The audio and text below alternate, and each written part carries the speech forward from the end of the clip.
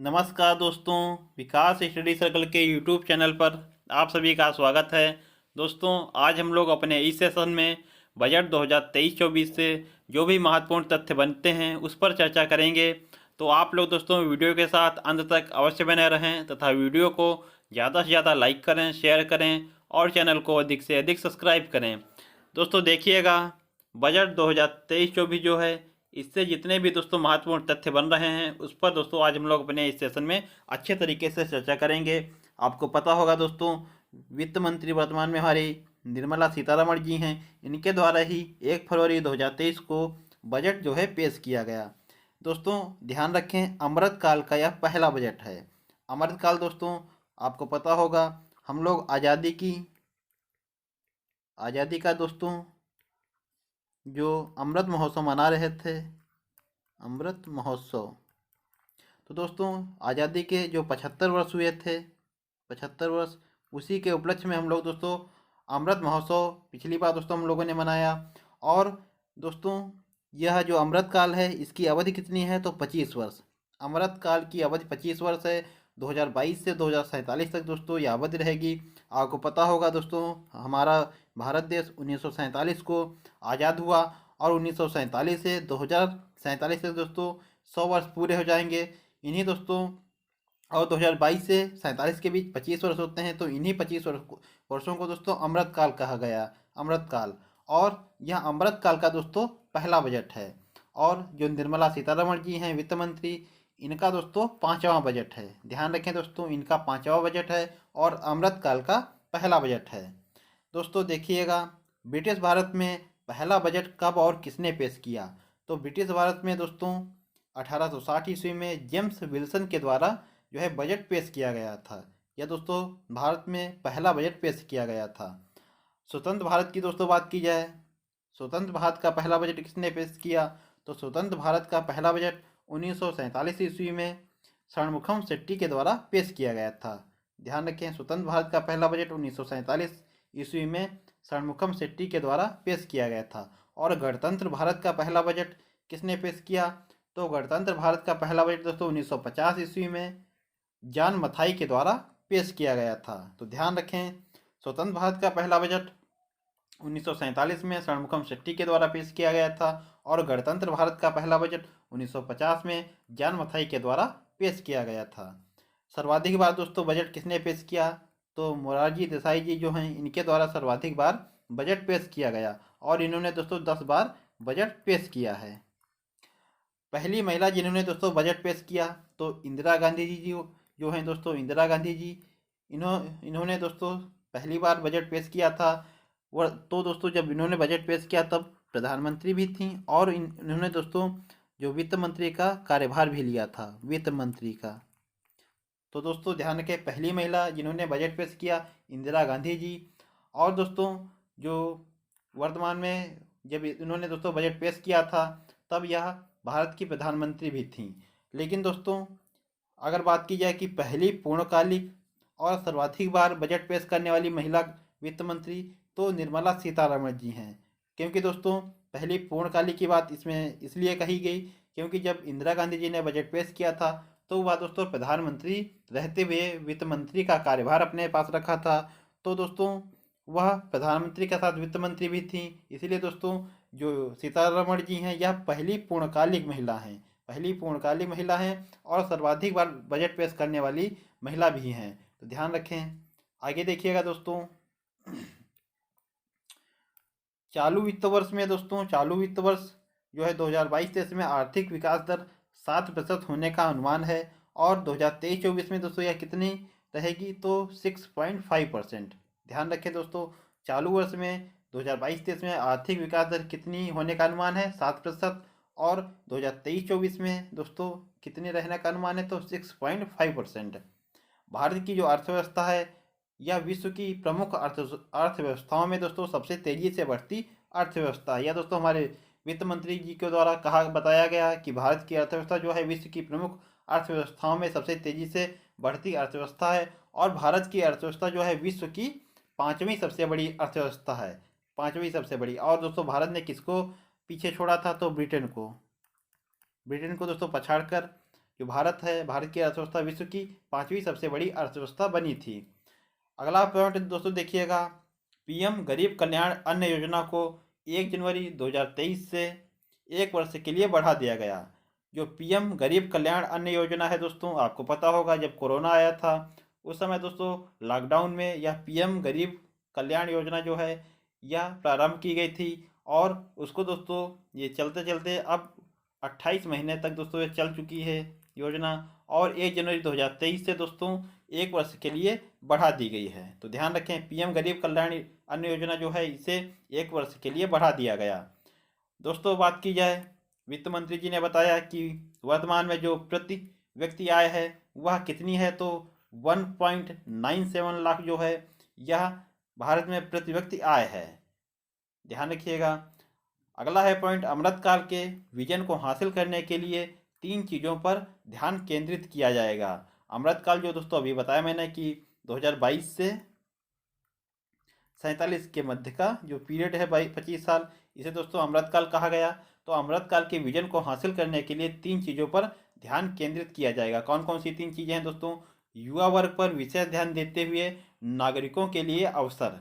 युवा वर्ग पर दोस्तों विशेष ध्यान देते हुए नागरिकों के अवसर।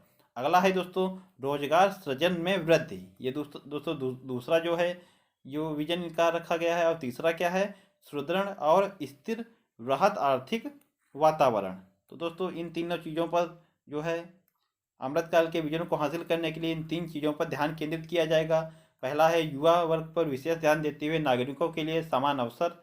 दूसरा है दोस्तों रोजगार सृजन में वृद्धि। और तीसरा है सुदृढ़ और स्थिर वृहत आर्थिक वातावरण। आगे देखिएगा, कहा गया है दोस्तों कि भारत @100 की यात्रा में 4 रूपांतरकारी मौके। दोस्तों भारत @100 मैंने आपको बताया जो दोस्तों आज़ादी का दोस्तों 2047 में जो है 100 साल पूरे होंगे। 2047 में 1947 को देश आज़ाद हुआ था और 2047 तक 100 वर्ष जो है पूरे हो जाएंगे। इसीलिए दोस्तों भारत @100 के की यात्रा में 4 रूपांतरकारी मौके कौन कौन से हैं? पहला है दोस्तों महिलाओं का आर्थिक सशक्तिकरण। दूसरा है पीएम विश्वकर्मा कौशल सम्मान। इसे दोस्तों शॉर्ट फॉर्म में पीएम विकास कहा गया है, पीएम विश्वकर्मा कौशल सम्मान। तीसरा है पर्यटन और चौथा है दोस्तों हरित विकास। हरित विकास में दोस्तों 3 श्रेणियां हैं, हरित खेती, हरित ऊर्जा और हरित भवन। तो ध्यान रखें, भारत @100 की यात्रा में 4 रूपांतरकारी मौके कौन कौन से हैं? पहला है महिलाओं का आर्थिक सशक्तिकरण। दूसरा है पीएम विश्वकर्मा कौशल सम्मान। इसे दोस्तों शॉर्ट फॉर्म में पीएम विकास कहा गया है। और तीसरा है पर्यटन, चौथा है हरित विकास। आगे देखिएगा दोस्तों, सबसे महत्वपूर्ण दोस्तों चीज़ है, ध्यान रखिए इस पॉइंट को, इसी पर सारा बजट आधारित है। कहा गया है इस बार बजट की जो है 7 प्राथमिकताएं हैं, 7 प्राथमिकताएं हैं। तो दोस्तों ये 7 प्राथमिकताएं जो हैं इन्हें दोस्तों कहा गया है सप्तऋषि।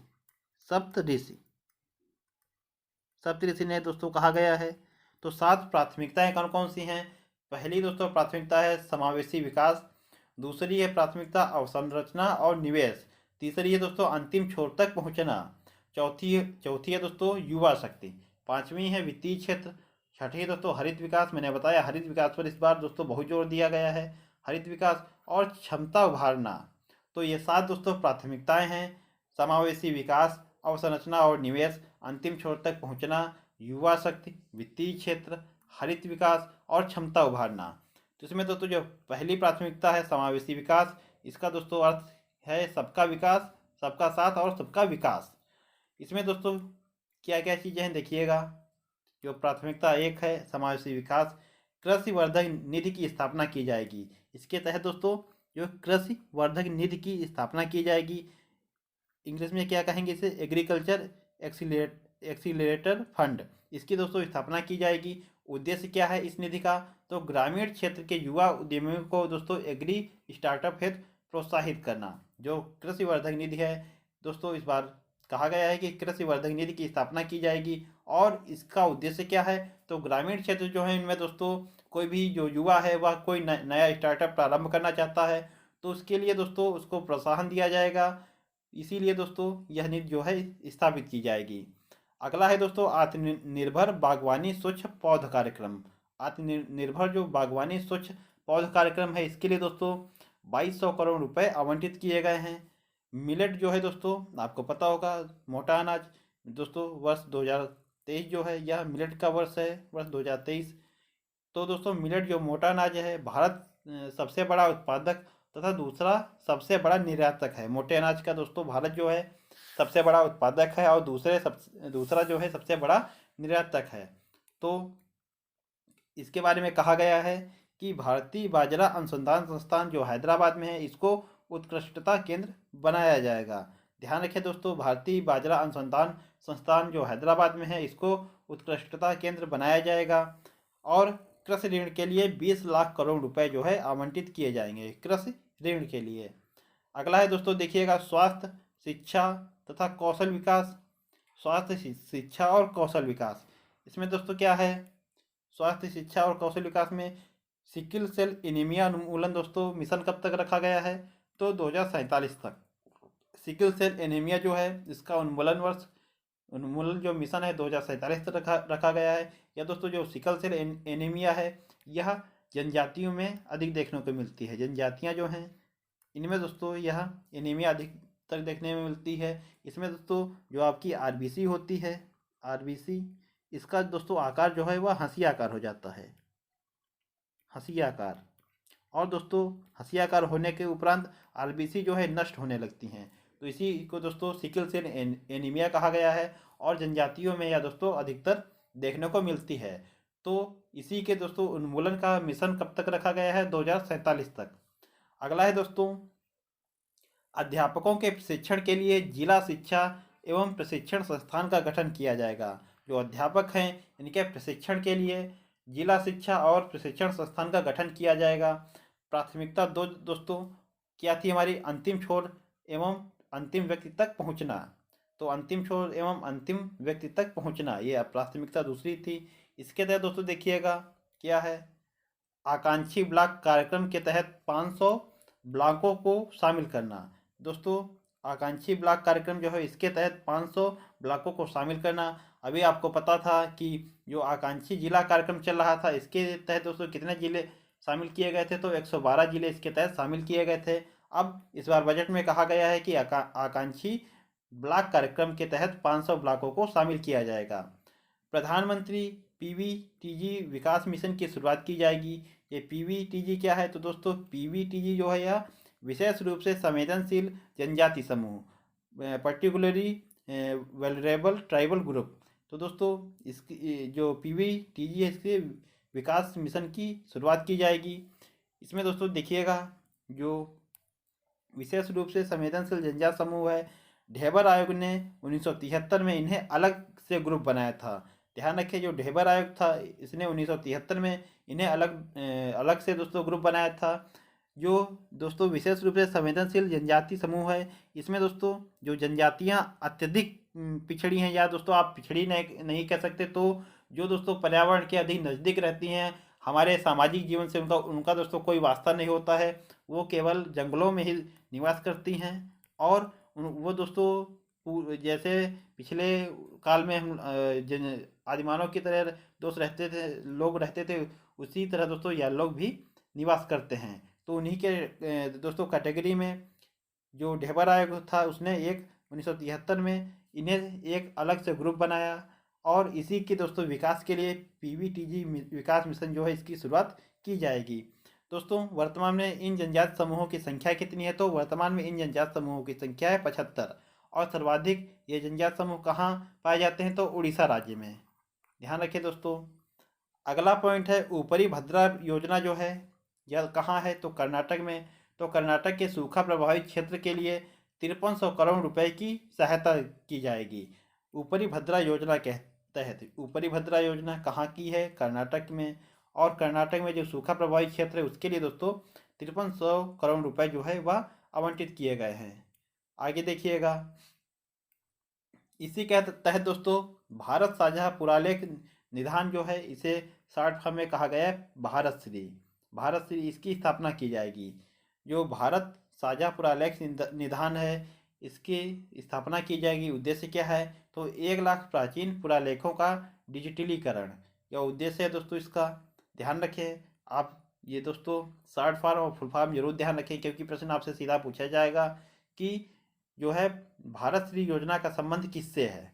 तो आपको दोस्तों बताना होगा कि जो प्राचीन पुरालेख हैं इनका डिजिटलीकरण जो है इससे संबंधित है भारत श्री योजना। आगे देखिएगा दोस्तों, तीसरी प्राथमिकता क्या थी। तीसरी प्राथमिकता थी अवसंरचना और निवेश। ये हमारी तीसरी प्राथमिकता थी। इसमें दोस्तों पूंजीगत निवेश परिव्यय में लगातार तीसरे वर्ष दोस्तों 33% की तीव्र वृद्धि करके 10 लाख करोड़ रुपए किया जा रहा है। जो दोस्तों पूंजीगत निवेश परिव्यय है इसमें लगातार तीसरे वर्ष 33% की तीव्र वृद्धि करके 10 लाख करोड़ रुपए जो है इसका निवेश किया जा रहा है, जो दोस्तों जीडीपी का 3.3% होगा। ध्यान रखें दोस्तों, इस चीज़ को जरूर ध्यान रखें कि यह जीडीपी का कितना प्रतिशत है। तो जीडीपी का है 3.3%। जो पूंजीगत निवेश परिव्यय है यह जीडीपी का 3.3% है। और प्रभावी पूंजीगत व्यय यह 13.7 लाख करोड़ रुपए होगा, जो जीडीपी का 4.5% होगा। जो प्रभावी पूंजीगत व्यय है यह जीडीपी का होगा 4.5%, और पूंजीगत निवेश जो परिव्यय है यह होगा 3.3%। आगे देखिएगा दोस्तों, रेलवे के लिए कहा गया है कि 2.40 लाख करोड़ रुपए जो है इसका प्रावधान किया जाएगा रेलवे के लिए। रेलवे के लिए 2.40 लाख करोड़ रुपए जो है इसका प्रावधान किया जाएगा। और शहरी अवसंरचना जो विकास निधि है, अर्बन इंफ्रास्ट्रक्चर डेवलपमेंट फंड, इसकी दोस्तों गठन इसकी किया जाएगा। और इसका दोस्तों कार्य क्या है, तो इस फंड का दोस्तों प्रबंधन जो है यह राष्ट्रीय आवास बैंक करेगी। और इसके तहत दोस्तों जो श्रेणी 2 और श्रेणी 3 है दोस्तों, श्रेणी 3 इनके दोस्तों इस विकास निधि के तहत इन श्रेणियों के दोस्तों जो शहरी विकास शहरी क्षेत्रों में दोस्तों आवास है इनका निर्माण किया जाएगा। तो ध्यान रखें, शहरी अवसंरचना विकास निधि जो है अर्बन इंफ्रास्ट्रक्चर डेवलपमेंट फंड, इसकी निधि का दोस्तों गठन किया जाएगा। और इस फंड का प्रबंधन जो है राष्ट्रीय आवास बैंक करेगी। यह चीज़ जरूर ध्यान रखें दोस्तों, जो शहरी अवसंरचना विकास निधि है इसका प्रबंधन कौन सी बैंक करेगी, तो राष्ट्रीय आवास बैंक करेगी। अगला है दोस्तों प्राथमिकता 4 हमारी क्या थी, तो प्राथमिकता 4 थी सक्षमता को सामने लाना। सक्षमता को सामने लाना, इसमें दोस्तों प्रशासकों के पारदर्शी व जवाबदेही के लिए मिशन कर्मयोगी जो है प्रारंभ किया गया था। आपको पता होगा जो प्रशासक हैं हमारे दोस्तों उनके पारदर्शी व जवाबदेही के लिए मिशन कर्मयोगी जो है यह प्रारंभ किया गया था। और दोस्तों अब इसी के तहत जो सिविल सेवक हैं इनके क्षमता निर्माण तथा योजना क्रियान्वयन को बेहतर करने के लिए ऑनलाइन प्रशिक्षण के लिए आई-गाट कर्मयोगी प्रारंभ किया जाएगा। तो दोस्तों जो सिविल सेवक हैं उनकी क्षमता निर्माण तथा योजना क्रियान्वयन को बेहतर करने के लिए इसके लिए दोस्तों ऑनलाइन प्रशिक्षण देने के लिए आई-गाट कर्मयोगी प्रारंभ किया जाएगा। और मिशन जो कर्मयोगी था वह प्रशासकों के पारदर्शी व जवाबदेही के लिए दोस्तों यह प्रारंभ किया गया था। और इन्हीं प्रशासकों जो सिविल सेवक हैं इनके क्षमता निर्माण और योजना क्रियान्वयन को बेहतर करने के लिए इनको ऑनलाइन प्रशिक्षण दिया जाएगा। और किसके तहत दिया जाएगा, तो आई-गाट कर्मयोगी के तहत दोस्तों। आगे देखिएगा, कृत्रिम बुद्धिमत्ता के लिए 3 उत्कृष्टता केंद्र स्थापित किए जाएंगे। कृत्रिम बुद्धिमत्ता के लिए 3 उत्कृष्टता केंद्र स्थापित किए जाएंगे। अगला है स्थायी खाता संख्या, जो दोस्तों परमानेंट अकाउंट नंबर होता है पैन, इसको सामान्य पहचानकर्ता के रूप में दोस्तों प्रयोग किया जाएगा। और सामान्य बिजनेस पहचानकर्ता इसे वो कहा जाएगा। दोस्तों आपको पता होगा वर्तमान में जो आपकी कंपलसरी एक आईडी है दोस्तों आधार कार्ड।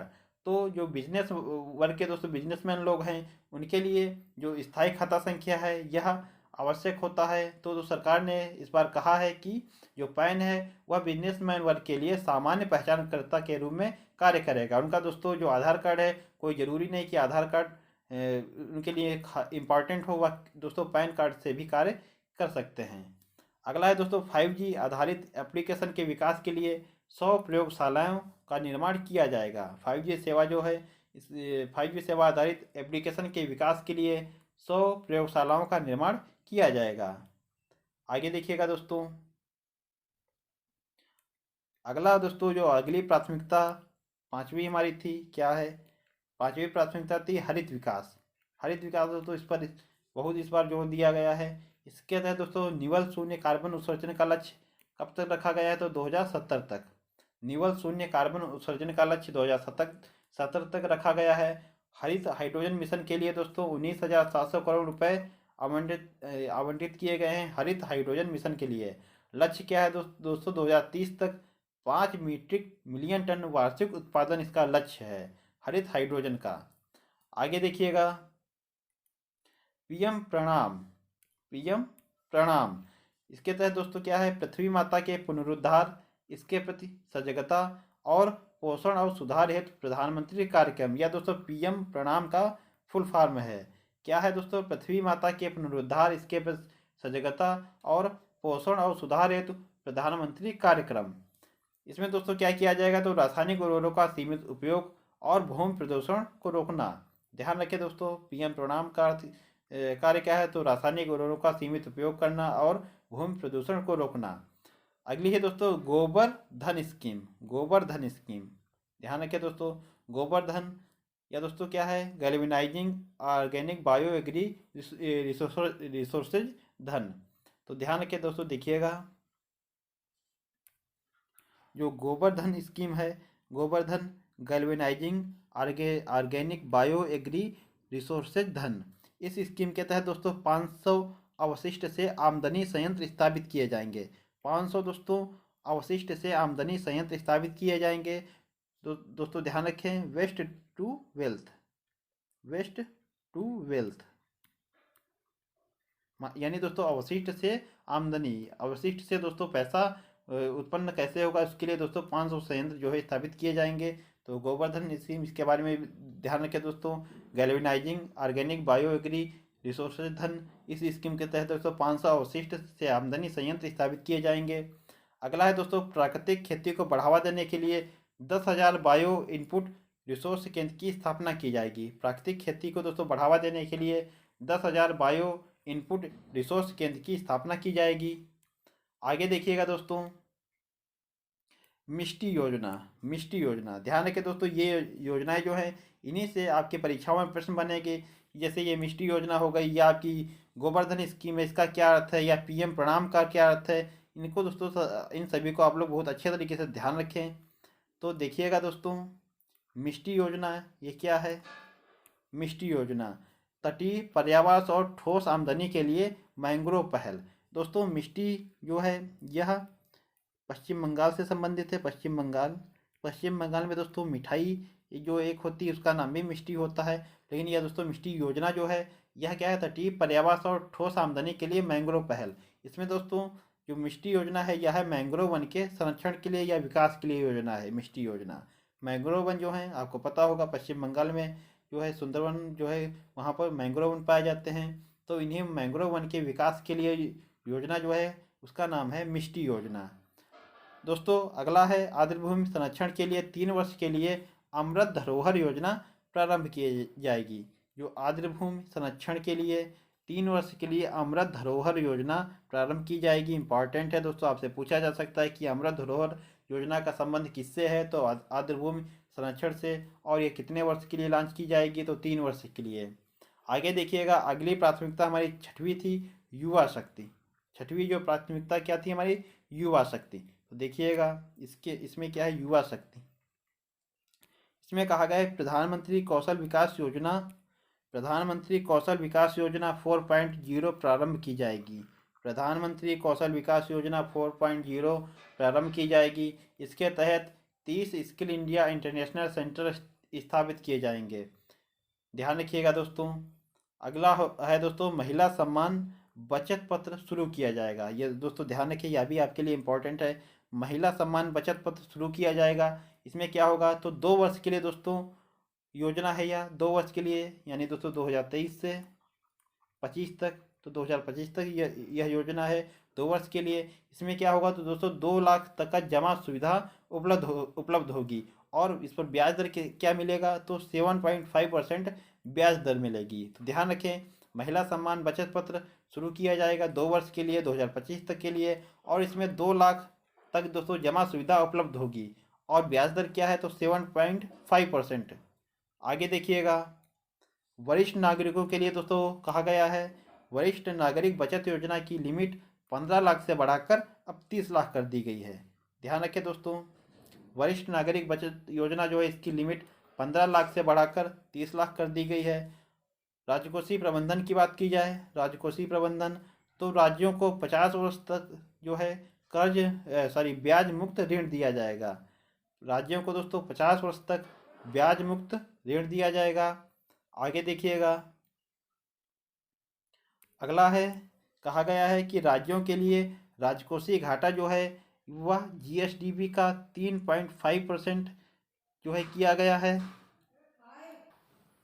तो दोस्तों राज्यों के लिए राजकोषीय घाटा जो है वह जो जीएसडीपी है या दोस्तों ग्रास स्टेट डोमेस्टिक प्रोडक्ट जो है इसका 3.5% किया गया है। इसमें जो है वह 0.5% जो विद्युत क्षेत्र के सुधारों के लिए सहबद्ध है। तो ध्यान रखें, राज्यों के लिए जो राजकोषीय घाटा है यह कितना किया गया है, तो जो इनका जीएसडीपी है वह 3.5% किया गया है। इम्पॉर्टेंट है दोस्तों, ध्यान रखें कि राजकोषीय घाटा जीएसडीपी का 3.5% किया गया है। इसमें दोस्तों 0.5% विद्युत क्षेत्र के सुधारों के लिए भी सहबद्ध है। राजकोषीय घाटा की बात की जाए तो दोस्तों राजकोषीय घाटा यह 2022-23 में 6.4% जो है यह दोस्तों रहा 2022 में 6.4%, और 2023-24 की बात की जाए तो 5.9% का दोस्तों अनुमान रखा गया है। 2023-24 में राजकोषीय घाटा का अनुमान क्या रखा गया है, 5.9%, और जो 2025-26 की बात की जाए तो यह अनुमान है 4.5% का। तो ध्यान रखें दोस्तों, राजकोषीय घाटा की बात की जाए 22-23 में यह 6.4% का अनुमान है, 23-24 की बात की जाए तो दोस्तों 5.9% का अनुमान है, और 25-26 में 4.5% का। आगे देखिएगा दोस्तों, व्यक्तिगत आयकर की बात की जाए, व्यक्तिगत आयकर यह दोस्तों आपके लिए इम्पोर्टेंट रहेगा। रिबेट को दोस्तों जो है यह 5 लाख रुपए से बढ़ाकर 7 लाख रुपए कर दिया गया है, यानी दोस्तों 7 लाख रुपए तक कोई आयकर नहीं देना होगा। तो ध्यान रखें, रिबेट को दोस्तों 5 लाख रुपए से बढ़ाकर कितना किया गया, तो 7 लाख रुपए। ध्यान रखें, और नए दोस्तों जो व्यक्तिगत आयकर की कर प्रणाली में बदलाव किया गया है। अब दोस्तों कर जो स्लैब हैं इनकी सीमा घटाकर 5 की गई है। पहले दोस्तों कितने स्लैब थे, तो 6 स्लैब थे पहले। अब दोस्तों जो कर स्लैब है इसकी सीमा घटाकर 5 की गई है। इसमें दोस्तों कर छूट की सीमा को 2.5 लाख से बढ़ाकर 3 लाख रुपए की गई है। यह दोस्तों इम्पॉर्टेंट है, आपसे पूछा जा सकता है कि कर छूट सीमा है पहले दोस्तों थी 2.5 लाख रुपए, अब कितनी की गई, तो 3 लाख रुपए। इधर दोस्तों रिबेट से प्रश्न बन सकता है कि रिबेट को दोस्तों 5 लाख रुपए से बढ़ाकर अब कितना किया गया है, तो 7 लाख रुपए। इसमें दोस्तों जो कर बदलाव हुए हैं उनको दोस्तों देख लीजिएगा।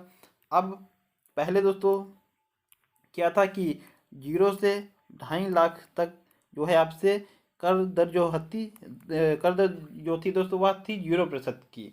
अब 0 से 3 लाख जो है इसमें दोस्तों 0 से 3 लाख रुपए तक जो दर है वह 0% है।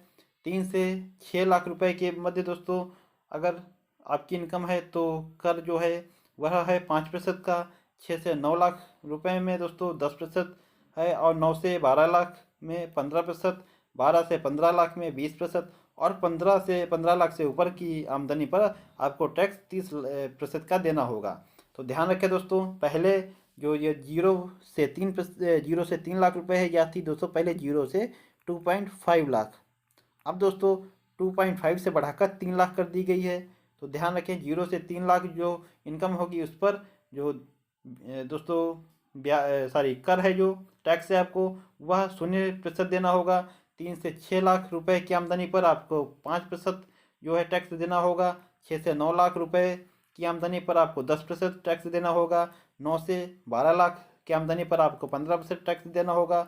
12 से 15 लाख रुपए की इनकम पर आपको 20% टैक्स देना होगा। 15 लाख से ऊपर की आमदनी पर आपको 30% का टैक्स देना होगा।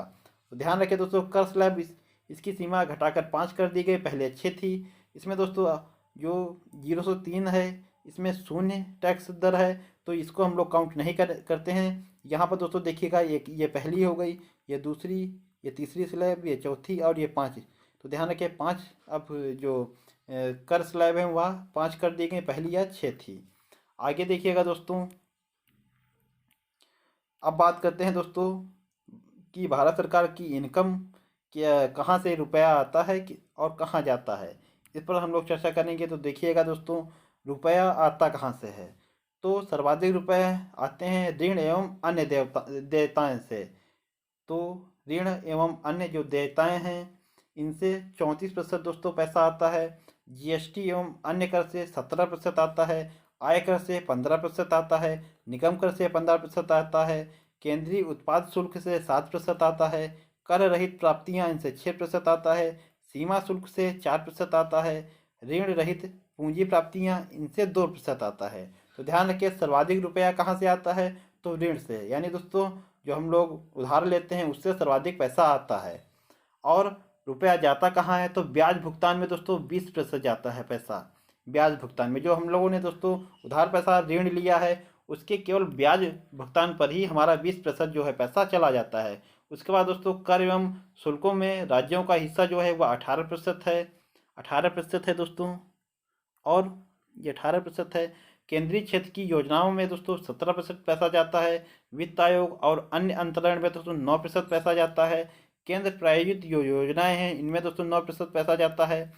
रक्षा में दोस्तों 8% जो है पैसा जाता है। अन्य व्यय में 8% जाता है। पेंशन में दोस्तों 4% जाता है। और सब्सिडी में यह 7% जाता है। सब्सिडी में जाता है दोस्तों 7%।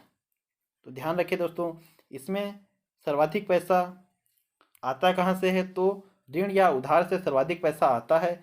और सर्वाधिक पैसा खर्चा या जाता कहाँ है, तो ब्याज भुगतान में। ये चीज़ आप लोग ध्यान रखें दोस्तों। आगे देखिएगा, बात की जाए स्वास्थ्य व्यय में कितना खर्चा किया जाएगा, तो दोस्तों वित्त वर्ष 23-24 में, जो वित्त वर्ष 23 में जीडीपी का 2.1% जो है यह स्वास्थ्य पर व्यय किया जाएगा। शिक्षा पर व्यय की बात की जाए तो वित्त वर्ष 2023 में जीडीपी का 2.9% जो है यह शिक्षा पर व्यय किया जाएगा।